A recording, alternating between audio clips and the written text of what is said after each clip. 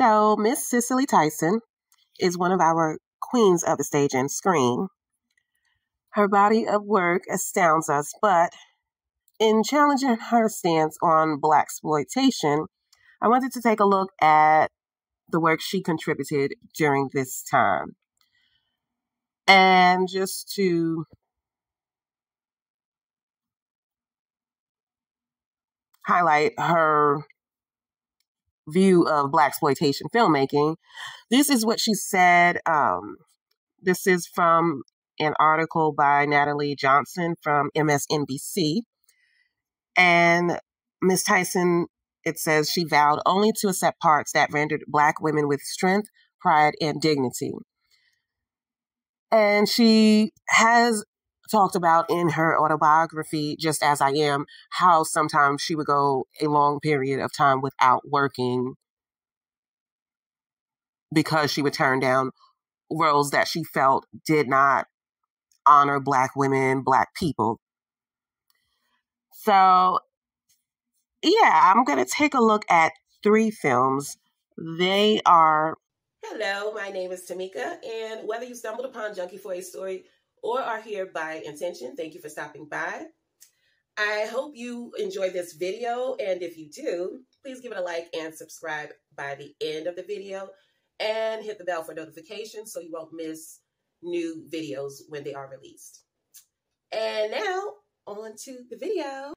Sounder from 1972, The River Niger from 1976, and A Hero Ain't Nothing But a Sandwich from 1977.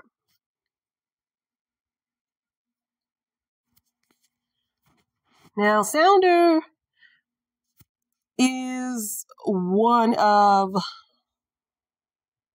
Cicely's movies that surprised critics and the film industry in general. So this film stars Tyson as Rebecca, the wife of a sharecropper, played by Paul Winfield. And the married couple, they are raising 3 young children in Depression-era Louisiana. Now, it shows from the very beginning, you can tell who everyone is, okay? But again, obviously, this is Depression-era Louisiana, so we're dealing with the South in the Depression era, and we know how Blacks were treated in that time, right? So the husband, played by Paul Winfield, he is struggling to feed his family, and in desperation, he steals a ham from a white man. When it is found out, he is sent to jail, and then a trial is done, and his punishment is that he goes to one of these labor camps where he has to work for a period of time. And as a result, this changes the dynamic of the family because, he was the head of the household. He was at the helm of their sharecropping business, and so in his absence, the wife, Rebecca, has to take over the sharecropping business, but she also has to pay off his debts for, what he stole.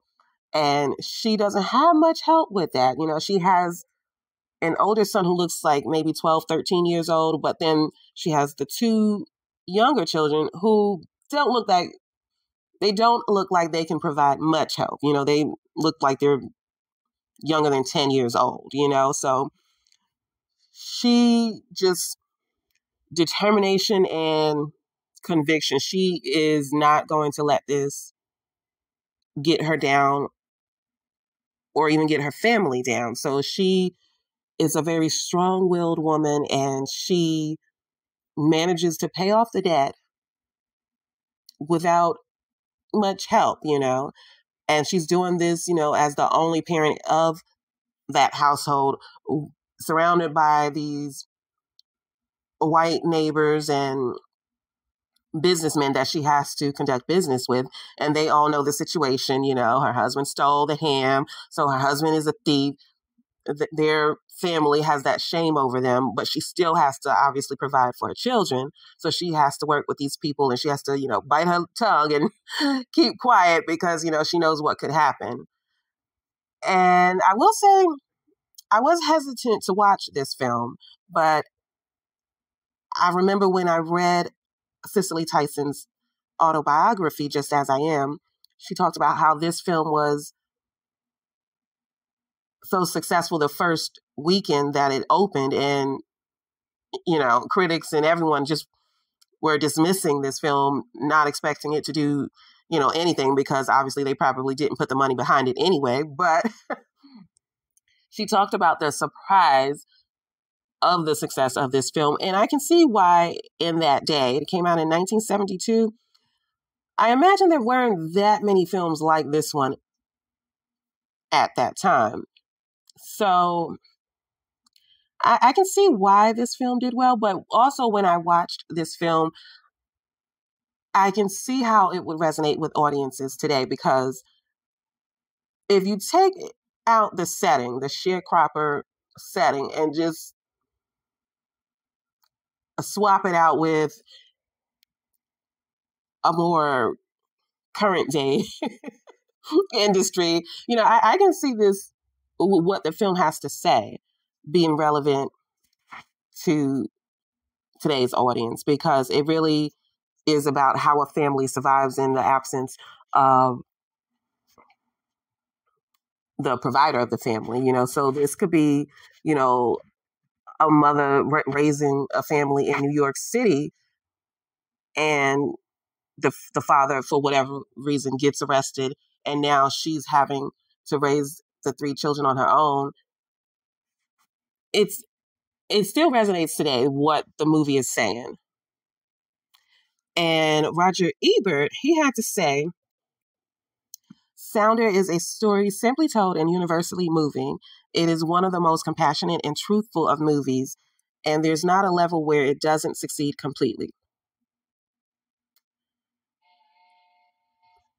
Unlike in most films that deal with racism, this one, I will say, it did have a complexity of characters with layers to their moral compass, because even though it's, the South, it's whites against blacks, it still wasn't, it wasn't one of those movies where all the white people hated black people and all the black people were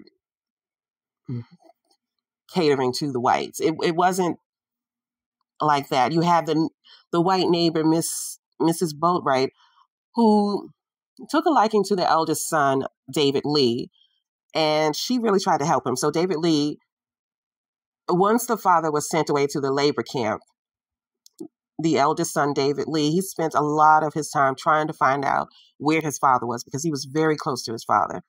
And, he really suffered in his father's absence. So he wanted to know where his father was. But in those days, colored people, as they were called in that time and in the movie, when they were sent to these labor camps, it was the law that the authorities didn't have to tell their families where they were. So David Lee was trying real hard. He kept going to the courthouse, speaking to the sheriff, whoever, neighbors, people around town, trying to find out where his father was. And then one day he asked his neighbor, his white neighbor, and, she put herself in an uncomfortable position by asking questions as well. And so, like I said, the film doesn't paint any group of people as all bad, It's not saying that. And even when the father is caught stealing, you still understand his situation, because, he's got 3 growing children. It's the Depression era. I'm sure there was a lot of stealing going on in those times because people were desperate in that era. But yeah, overall, I would say this one does portray Rebecca, played by Cicely Tyson, as a strong black woman. She took over as head of household, and she did a damn good job in her husband's absence. So, yeah, I will say, this is a better alternative to the Blaxploitation that we do see. However, it's not an action-driven movie. It's not that. So, if you're looking for that, yeah, you might be disappointed if you watch this. Now, again, I'm going to read Cicely's response to the success of Sounder. This is from her autobiography, Just As I Am. So she says, the very designation of a movie or any product as black smacks of superiority. When a Caucasian actor stars in a film, no one calls it a white film. It is presumed universal. When a film has a black cast, however, it is immediately sidelined into its dimly lit corner, disconnected from the broader human experience and believed to be incapable of speaking to a wide cross-section of people. That is Miss Cicely Tyson, okay? When she speaks, I tell you what, you better listen, okay? And so then next we have The River Niger from 1976. Now, this stars Cicely Tyson and James Earl Jones as a married couple living in Los Angeles neighborhood, dealing with the wife's cancer diagnosis and their son's struggle to find himself in the midst of family obligations. And the son is played by Glenn Turman, who gives a solid performance. The screenplay is by Joseph A. Walker, based on the Tony Award-winning play, The River Niger. Now, I am so used to, James Earl Jones with that voice, and I guess I don't know too many of his performances because I was surprised to see him in this role. So, yeah, he plays a painter and aspiring poet. And his wife, played by Cicely Tyson, she gets this diagnosis from a family friend, played by Louis Gossett Jr. I don't know if he was going by Junior then or what. I think it just said Gossett. So Gossett plays a doctor, but he is also a friend of the family. And he gives her the grim diagnosis that she has cancer and she needs to be admitted into the hospital. And that, along with their son returning home from the Air Force and him being kind of conflicted about who he wants to be in this world, because he has everyone around him placing their aspirations on him, which is relatable. He's 25 years old. He recently gets engaged to his girlfriend. And there's talks about him going to law school, but obviously he wants to make his family proud. But at the same time, he's just not interested in the things they want him to do. So, he's trying to sever from the grip of his father and his friends and just, carve out his own path. But those grips are strong, okay? So, again, this is in the 70s, and they live in Los Angeles, and there's this Black Power movement happening in their neighborhood. And he gets caught up in that, which, I don't know, I just found that surprising that he would, just everything that you see going on, you think he's smarter than that, but he does find himself caught up in that. And the problems ensue from there. I'll just say that. Now, this film was directed by the Asian American director Krishna Shah. And I noticed that this film, it didn't get as many critic reviews, which I found peculiar, I'll say. So anyway, back to the Blaxploitation of it all. Now, I mean, in my opinion, I'm thinking this would be considered Blaxploitation. I'm not a fan of the word, but as far as what historians would say, I'm thinking this film would be considered Blaxploitation, but I don't see it being a better alternative. If we're judging Cicely Tyson's character, she is the wife of a man who has a drinking problem, a man who is slightly struggling to provide for his family, just based on the looks of the home, I would say. And then she is the mother of a young man who gets caught up in a situation that can lead to jail or worse. So if we're comparing this to, the Blaxploitation films, this is not looking any better, okay? And it's not, I would say it does perpetuate the stereotypes, the negative stereotypes. So yeah, I'm gonna have to say this is not a good alternative. And then the last one, and I was very hesitant about watching this one just off of the title, okay? So, A Hero Ain't Nothing But a Sandwich from 1977. I already knew this was not going to be my kind of movie, okay?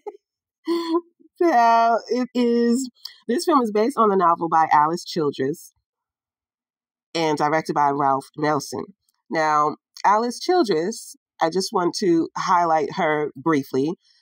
She was born in Charleston, South Carolina in 1912. She died in New York City in 1994, but she is noted as the only African-American woman to have written, produced, and published plays for 4 decades. So I just want to mention that because I myself have I have never heard of her, unfortunately, but when I was doing background on this film, I saw that and I was impressed. So yeah, that's Miss Alice Childress. And I might give that book a read and see if it's any better than the movie. But anyway, back to the movie. So A Hero Ain't Nothing But a Sandwich stars Cicely Tyson and Paul Winfield as parents of was he in high school? I think he was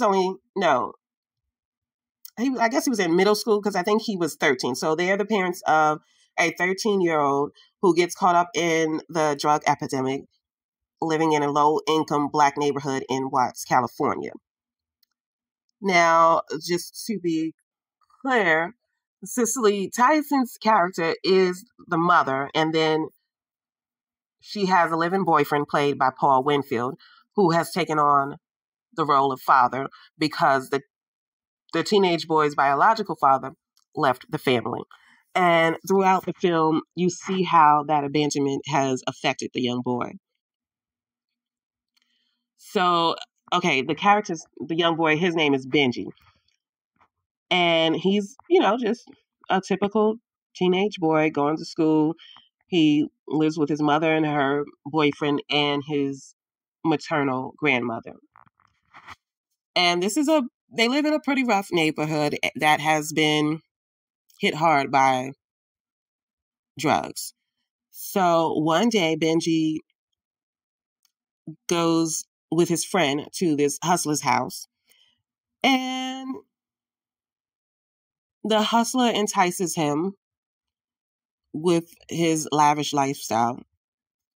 And, he gives him a hit, and one hit is all it takes, and he is done, unfortunately, and he becomes a 13-year-old junkie. And then one day, actually, I should note, Glenn Turman is also in this film as well. He plays one of the teachers. So one day, Benji is high on heroin, and he is just passed out at his desk in school. And the teacher knows what this looks like. So he's like, so then obviously they bring the parents in. Cicely Tyson's character, I can't remember. I think they called her Sweets. Yes, Sweets. She takes her son to this rehabilitation center to, detox and get clean. Now, I have multiple issues with this film. So, and that's why I am curious about the book, because the film, to me, it left a lot of major issues that it introduced unresolved. So I'm not sure what it was trying to say, because the film ends with Benji finally meeting his stepdad at the rehabilitation center, where he has been missing some appointments or whatever. But he finally shows up, and this is late at night, so obviously there are no meetings happening. I mean, but that's how the film ends. So I'm just like, what are you trying to say? Because he clearly had a serious drug problem throughout the movie, but that doesn't, it's ambiguous about whether he's clean or not, or sober, I should say. And then I think the only major issue that they resolved in the film is his abandonment issues. So throughout the film, Benji, he gave his stepfather a hard time. His stepfather, he stuck it out and stayed there. He stayed with the woman he loved, and he continued to try to be a father to Benji. But Benji was always pushing away and being distant, and always reminding him that he's not his real father. And, it was that tug and pull. It was just that back and forth between the stepfather and Benji. And so that's the only thing that really you see some type of improvement. And I guess the director or the writer, I'm not sure, they want us to see the stepfather as the hero in this film, because he is not the biological father, but he stays, even though the teenager is being a bit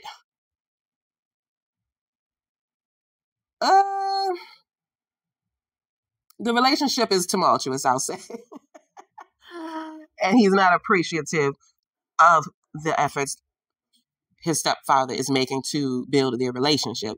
So, I mean, the stepfather comes out looking like a hero, but as far as Cicely Tyson's character, Sweet, she is the mother of a junkie, a 13-year-old junkie. So I don't see how that's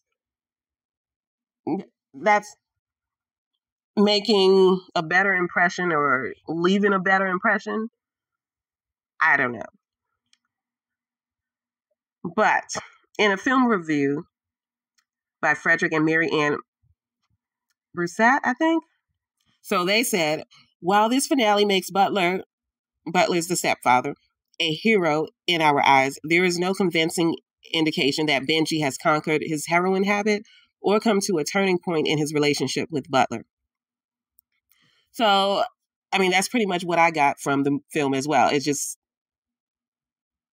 Benji, the 13-year-old, he clearly had a really bad heroin habit, addiction, and the film doesn't really it doesn't address that. Like, it doesn't say whether he got it resolved. You can't really tell because he just stopped going to the meeting. So it's like, okay. I mean, I was confused by that. Like, why have the heroin addiction in the film and then not resolve it in some kind of way. Either say, he's still, to show that he's still an addict, or to show that he's clean. But it's unclear. So I didn't get that. But yeah, now I'm sure this would be considered Blaxploitation. It's just, again, it's not as action driven as, like a Pam Grier Blaxploitation film, which I think probably we all, when we hear the term Blaxploitation, we think of Pam Grier, right? So in that sense, it's not the same. However, if we're going to compare this film to those type of films, I don't see this one coming out looking better, okay? I must be honest and say, no, I don't see this one looking any better. So my overall impression with these three, I would say Sounder is the strongest of the three as far as the film and the themes within the film and the performances. Sounder is the stronger one. And then the River Niger and A Hero Ain't Nothing But a Sandwich, those to me are typical Blaxploitation films. And although there are some solid performances in both films, it still perpetuates negative stereotypes and doesn't do much to change the discussion around Black films. So that's my opinion. But also I wanted to mention, so when I was looking up these films, I noticed that, well, Sounder, I think it had like 20-something reviews that I could find. But then the River Niger and Hero Ain't Nothing But a Sandwich had 6 and 9 critic reviews, respectively.